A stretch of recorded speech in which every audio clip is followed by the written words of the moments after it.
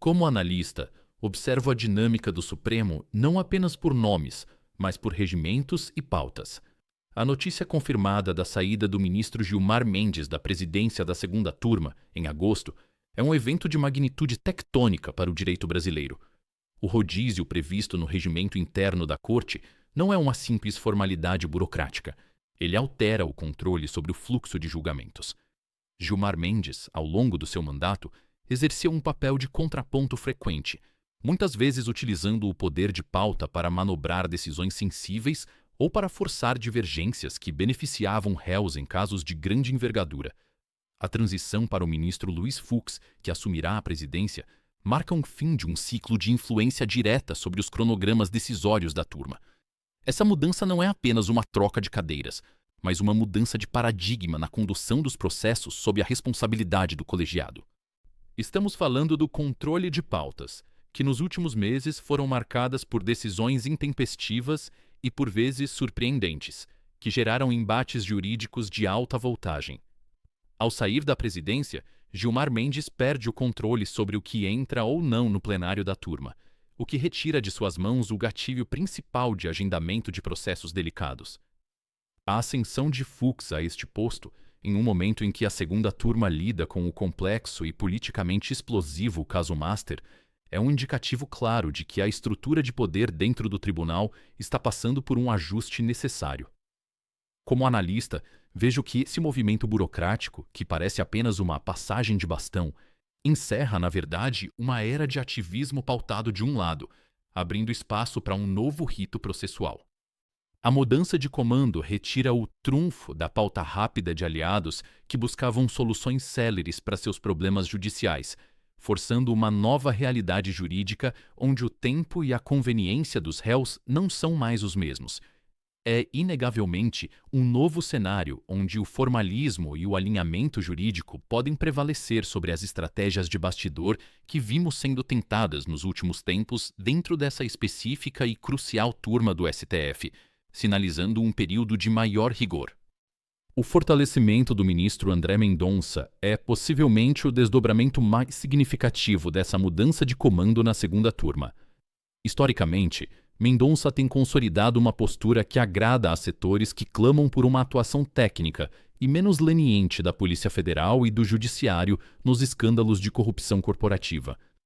Com a chegada de Luiz Fux à presidência da turma, Mendonça ganha um aliado estratégico.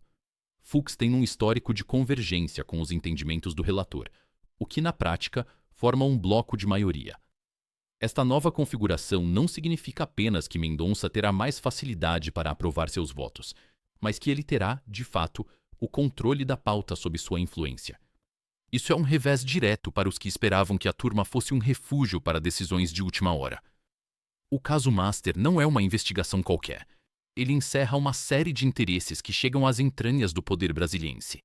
Mendonça, como relator, tem demonstrado uma determinação, apoiada por uma ala da Polícia Federal, em ir até as últimas consequências. Ao fortalecer a posição de Mendonça, a mudança na presidência da turma retira a possibilidade de que o relator seja atropelado por decisões monocráticas ou pautas surpresa que visavam abafar as investigações. O empoderamento de Mendonça é, em última análise, o empoderamento das investigações. Para o observador atento, fica claro que a segunda turma deixará de ser um ambiente de embates desequilibrados para se tornar, possivelmente, um tribunal onde o rito será estritamente cumprido, com menos espaço para soluções políticas. Essa mudança retira o colchão de proteção que parecia envolver algumas figuras que hoje estão sob o escrutínio do caso. Mendonça, agora com aliados que compreendem a necessidade de uma investigação profunda, tem o caminho mais desimpedido para conduzir os inquéritos, sem as constantes interrupções que víamos anteriormente. É um jogo de xadrez, onde o relator, que antes jogava com peças limitadas, agora assume o controle do tabuleiro, tornando a posição de quem tenta obstruir as investigações muito mais precária e vulnerável. Isso é, sem dúvida, um ponto de inflexão na condução de todo o processo Master. Ao analisar os movimentos das últimas semanas, é possível identificar um clima de desespero palpável em setores do alto escalão em Brasília. Não é exagero dizer que autoridades que antes se sentiam blindadas agora enfrentam uma realidade bastante diferente. O nervosismo não é decorrente apenas da mudança na presidência da segunda turma, mas do efeito cascata que isso provoca. Quando o controle da pauta muda de mãos, a previsibilidade sobre a liberdade ou sobre o curso das investigações desaparece. Figuras de proa, incluindo aliados do governo e nomes proeminentes do próprio judiciário, veem o terreno sob seus pés ficar instável. O desespero em política é um sinal de que os mecanismos de defesa, os famosos contatinhos e as manobras de gabinete não estão mais funcionando como antes. A apreensão que se vê em Brasília não é apenas medo de uma decisão específica, é medo de um processo que não pode mais ser controlado. Quando autoridades que por anos ditaram o ritmo do país percebem que o martelo pode cair sem que eles tenham a possibilidade de interferir, o desespero se torna a única resposta possível. As movimentações frenéticas, as trocas de advogados e as tentativas de última hora de obter decisões favoráveis antes da troca de comando são provas claras desse estado de pânico. O fato é que o sistema foi surpreendido por uma mudança regimental que, por sua vez, mudou a correlação de forças de forma permanente por um ano. Esse desespero, no entanto, não é um sinal de fragilidade do judiciário, mas sim de uma fragilidade daqueles que se acostumaram a viver à margem das regras comuns. A Brasília que não dorme é a Brasília que percebeu que a conta chegou e que não há mais canetada capaz de apagar o rastro das investigações. Analisar esse desespero é entender que o poder, quando exercido com o objetivo de proteger interesses privados ou de grupo, é extremamente volátil e pode se autodestruir assim que a correlação de força se altera minimamente no ambiente institucional. O desespero é, portanto, o atestado de que a impunidade chegou ao seu limite. A notícia de que o banqueiro Daniel Vorcaro estaria preparando uma terceira tentativa de delação premiada é um indicativo claro de que ele está sentindo o peso da realidade. Após 2 rejeições contundentes por parte da Polícia Federal e da Procuradoria-Geral da República, a situação de Vorcaro é crítica. Ele está encurralado, com as opções se exaurindo e o tempo correndo contra seus interesses. Uma terceira delação não é apenas uma estratégia jurídica, é um sinal de desespero absoluto.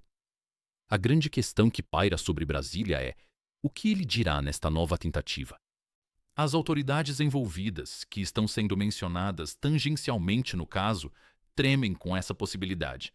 Se ele decidir finalmente abrir a caixa de Pandora e entregar o que realmente sabe, a estrutura de poder pode sofrer danos incalculáveis. O medo aqui é recíproco. Vorcaro teme a prisão perpétua, ou o que se assemelha a isso no longo prazo, e as autoridades temem a revelação de provas que as liguem diretamente aos esquemas do Banco Master. Esta delação é, sem dúvida, a última cartada.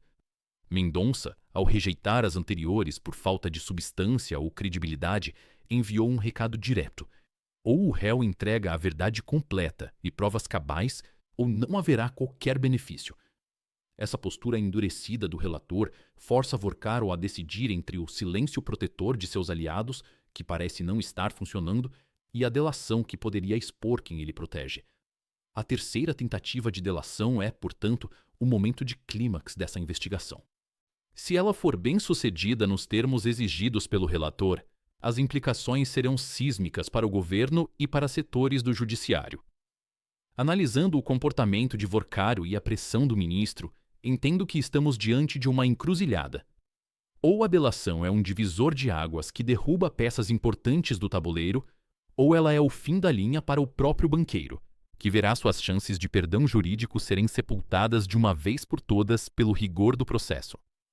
A inclusão do senador Jacques Wagner no painel de controle do caso Master é um golpe de proporções inéditas para o Partido dos Trabalhadores. Jacques Wagner, um dos políticos mais influentes e próximos ao presidente Lula, encontra-se agora em uma situação de extrema vulnerabilidade política e jurídica. As apreensões da Polícia Federal em sua residência, que resultaram na descoberta de relógios de luxo, transformaram a sua defesa em um espetáculo de descrédito público. As justificativas sobre imitações chinesas foram recebidas com ceticismo tanto pela opinião pública quanto pelos investigadores, fragilizando sua autoridade moral e política. O fato de o senador estar novamente em meio a um escândalo que envolve suspeitas de corrupção, revivendo, de certa forma, o estigma da época da Lava Jato, é algo que o PT não consegue sustentar em um ano eleitoral. A situação de Wagner, que sempre foi um dos pilares de sustentação de Lula no Senado, torna-se agora um custo proibitivo para o governo. Cada dia em que ele permanece na liderança do governo, a oposição tem um combustível poderoso para suas críticas e ofensivas. A análise política aqui é simples. Wagner não é mais um ativo, ele é um passivo. O que torna essa história mais interessante, do ponto de vista da estratégia política, é a resistência de Wagner em sair. Ele entende que a renúncia é um passo em direção ao ostracismo e a um possível abandono político por parte do Planalto. Ele tem, de fato, um trunfo: o conhecimento de segredos que podem ser deletérios se vierem a público. É um jogo de mútuo medo. Enquanto Wagner tenta se manter na posição para preservar sua relevância, o governo tenta encontrar uma forma de retirá-lo sem gerar uma retaliação. A entrada do PT no escândalo Master, através de Wagner, não é apenas um problema policial, é o problema político central do governo hoje.